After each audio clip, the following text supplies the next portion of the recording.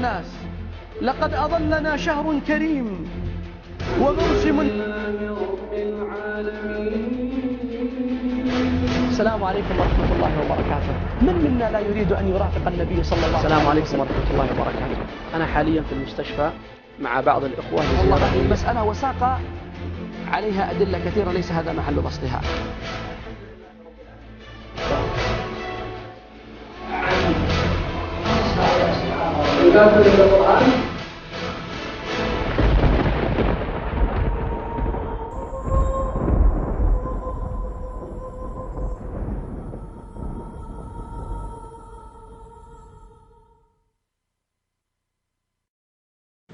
الحمد لله رب العالمين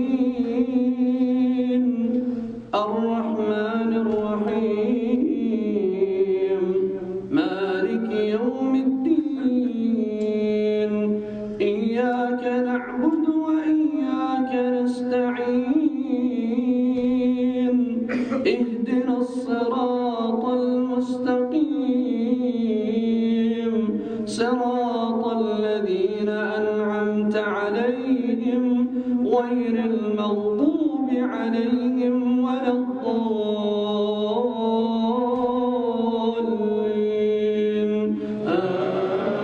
آمين. يوم تجد كل نفس ما عملت من خير محضرا وما عملت من سوء تود لو أن بينها وبينه أمدا بعيدا ويحذركم الله نفسه والله رؤوف بالعباد. قل إن كنتم تحبون الله فاتبعوني يحببكم الله ويغفر لكم ذنوبكم والله غفور رحيم. قل أطيعوا الله والرسول فإن تولوا فإن الله لا يحب الكافرين.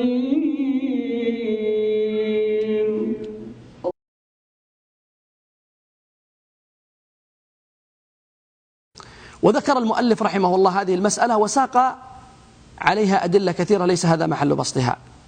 فتفسير القرآن وفهمه وتأويله لا يمكن أن يكون حكرا على زمان محدد أو مكان معين. لماذا؟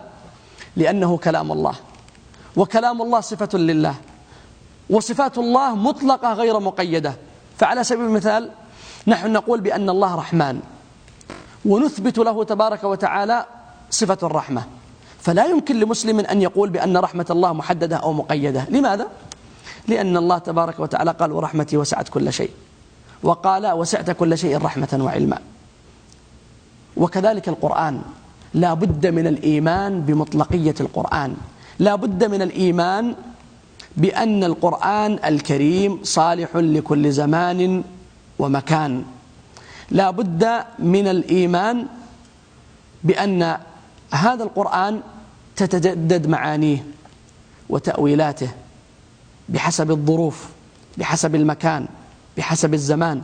أنا لا أتكلم عن الآيات المحكمة ولا عما اتفقت الأمة على تأويله وتفسيره، أنا أتكلم عن الآيات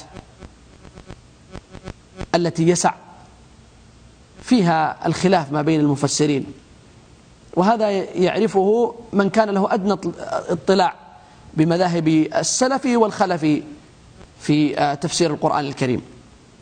نحن نقول هذا الكلام لأن الأمة شطنت وبعدت عن القرآن الكريم، تجافت عقول أبنائها عن معرفة كنه هذا الكتاب وعن ماهية هذا الكتاب وعن مراد الله تبارك وتعالى من الآيات التي أنزلها في هذا الكتاب. يتدبرون القرآن ولو كان من عند غير الله لوجدوا فيه اختلافا كثيرا.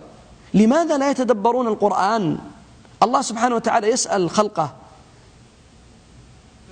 لماذا لا يتدبر الناس هذا الكتاب العظيم الذي فيه فلاحهم ونجاحهم في عاجل أمرهم وآجله.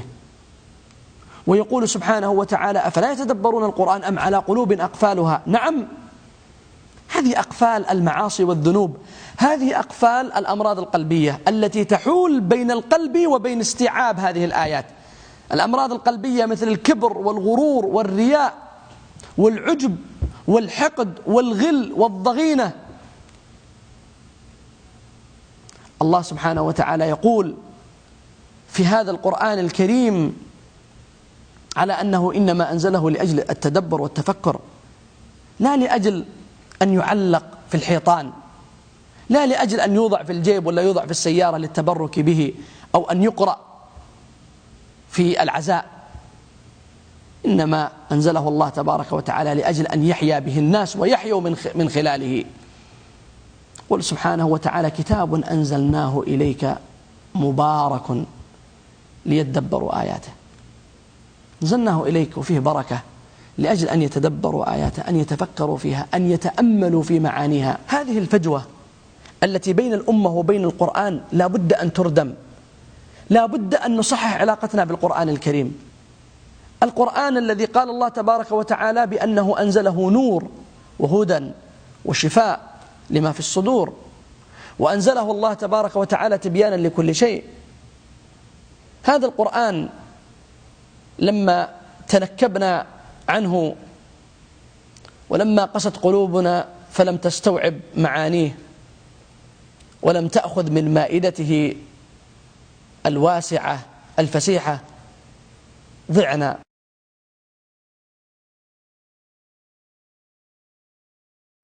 وذكر المؤلف رحمه الله هذه المسألة وساق عليها أدلة كثيرة، ليس هذا محل بسطها.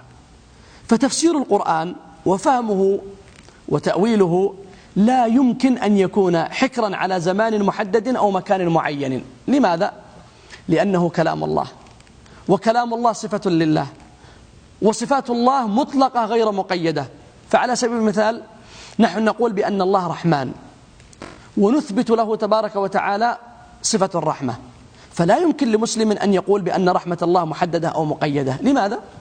لأن الله تبارك وتعالى قال: ورحمتي وسعت كل شيء، وقال: وسعت كل شيء رحمة وعلما.